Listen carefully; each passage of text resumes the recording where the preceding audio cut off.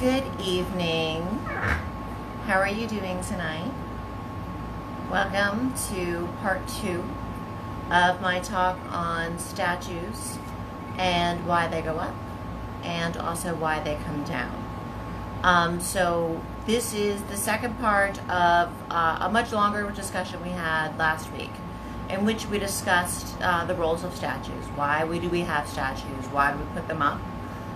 We discussed their role in politics, in society, in religion, in art and culture, and how their role has evolved over the years, and how people interact with statues and art and public art, and how that has now become part of the question. We also discussed, why does art come down? Why do statues come down? We discussed some of the obvious reasons: the decline of civilization, changes in government, changes in religion, changes in ways of thinking. But also, in the modern world also, statues are now coming down as part of an interaction with the imagery of the statue itself, and how we feel it no longer represents us as a people. So that is another reason why statues go up and why statues go down. And so we ended the discussion there, because I actually went on for 39 minutes. And I promised to not go on for 30,000 years, but I nearly did. But part 2, I'm not going to be showing you images right now. I'll post a few on my Instagram. But part 2, I'm just going to sum up a little bit of the discussion. And then also I wanted to just let you know that I'm going to be continuing doing this every Thursday. But from now on, it's going to be a lot snazzier. The videos are going to be a little bit better. Julian assures me that I'll get a little pop-up with the image that I'm going to talk about. And it's going to go into both my YouTube and my Instagram and so forth. Julian's in charge of that as my director and my producer, and I'm very pleased with him. Thank you very much, Julian. Very proud of him. He's doing very well. So let's start with, there was actually a lot of statues in the news this week. A lot of people that we would normally, this time last year, we wouldn't have discussed as controversial at all. One of the statues that was in the news is the statue, one of the statues of Winston Churchill in London. It had to be enclosed in a wooden box in order to, just to protect it from being vandalized, because so many people have been interacting with the statue. Why Winston Churchill? Why would he be one of the people that would be targeted by protesters? You would think that, after what he did in World War II, that this would qualify him to be not subject to this sort of protest. However, Winston Churchill also had imperialistic ideals, in India, in parts of the Mideast, other parts of Africa and around the world. And even FDR sometimes had disagreements with Churchill, sometimes in some of these imperialistic things. So that is part of the reason why the image of Churchill was being targeted and the statue was enclosed to prevent vandalism being done to it. There have been other statues of former slave owners, former slave traffickers, people that that had been in part of squares and everything, that have been part of the East India Company, part of earlier tea trade things that were also part of the slave trade.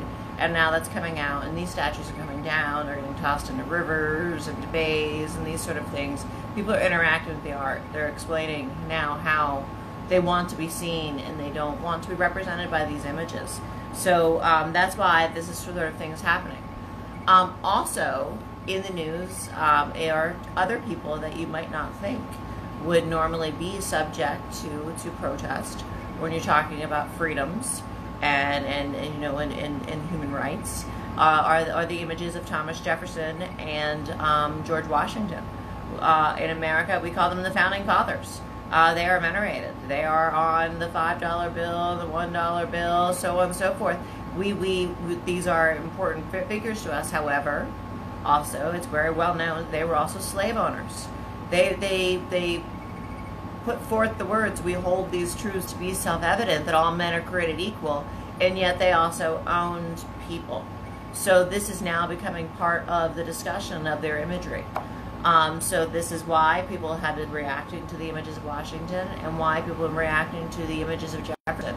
And it makes us question, How do we represent them as images of the beginnings of the American government, representations of the ideals of breaking with monarchy and freedom and independence, and all of the all of the things that the Bill of Rights represent and the Constitution, and how do we separate that from the everyday person that is themselves and how they act in their everyday life? And do we affiliate the two, or do we separate it?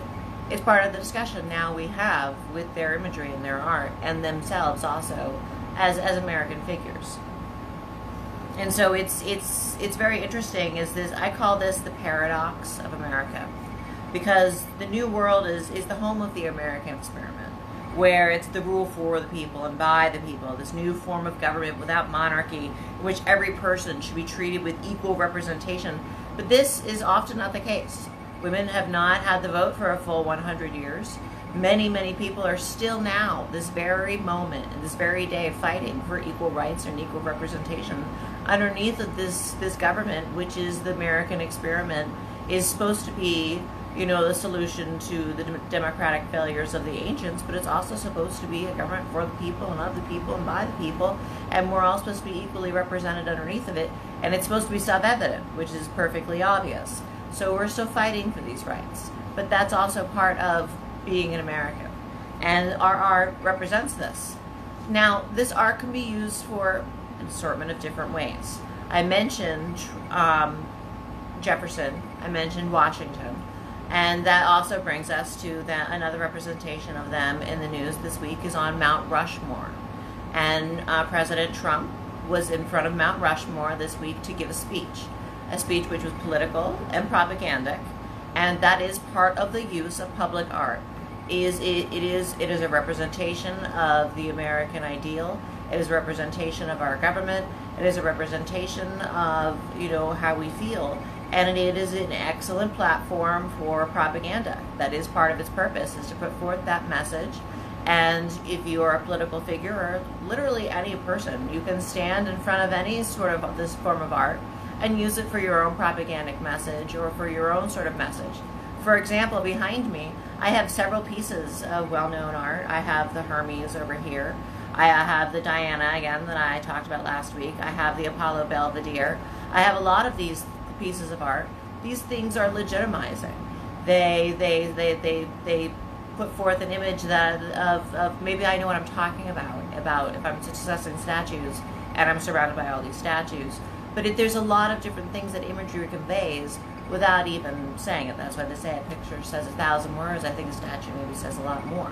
So Trump used Mount Rushmore, and he used the images of the Founding Fathers and Teddy Roosevelt and Lincoln as well as part of his message. And another statue that was in the news this week was as well as the statue of Frederick Douglass. Frederick Douglass, as many of you know, was one of the very first people of the civil rights movement. A freed slave, a black man who spoke out, and a statue of him was removed. Now, this is also interacting with the statue. I'm not endorsing the removal of the statue of Frederick Douglass, but the removal of the statue is interaction with the statue. It is continuing of the discussion.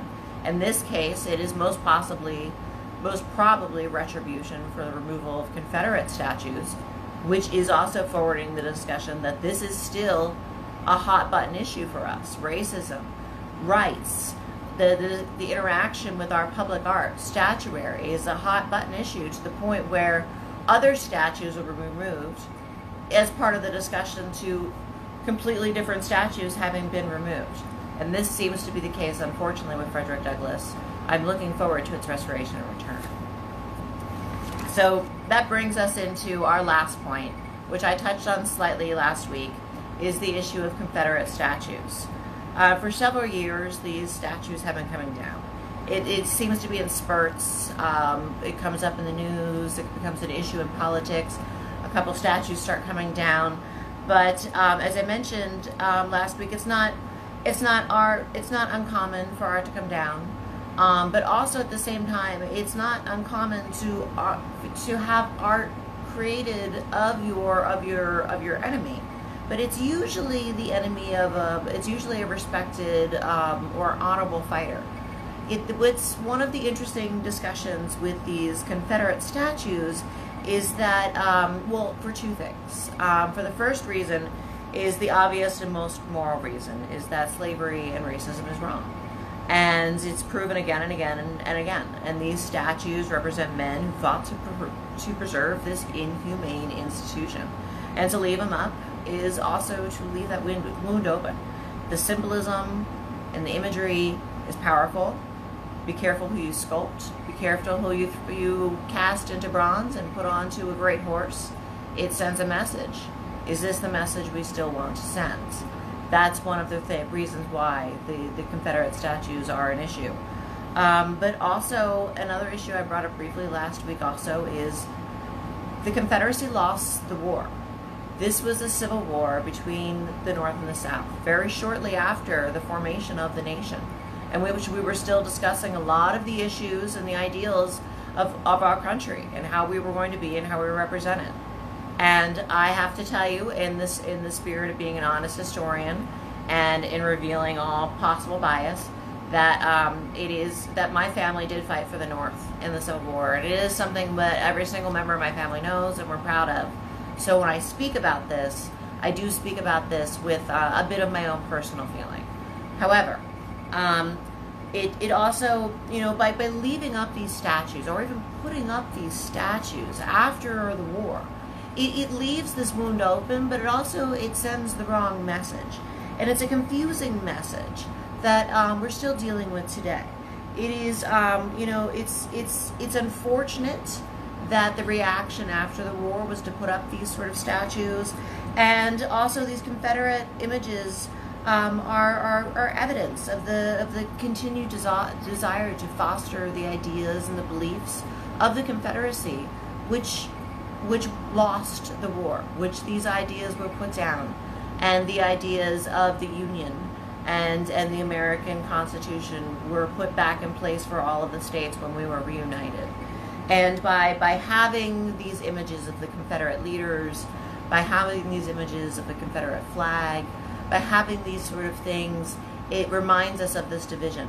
And it brings forth still this idea when we should be a unified country. We've been unified for quite some time, and we should be celebrating our unification, and we should be working harder as a nation to use our imagery and our symbolism to become stronger on the whole. That's why these images are discussed. That's why these images are in question.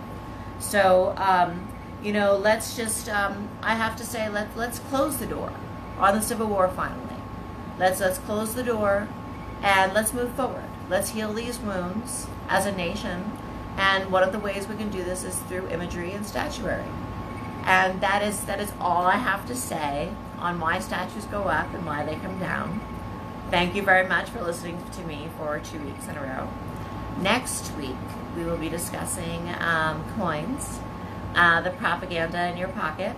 It will be super fun, and I am looking forward to that. Thank you very much, and have a lovely evening.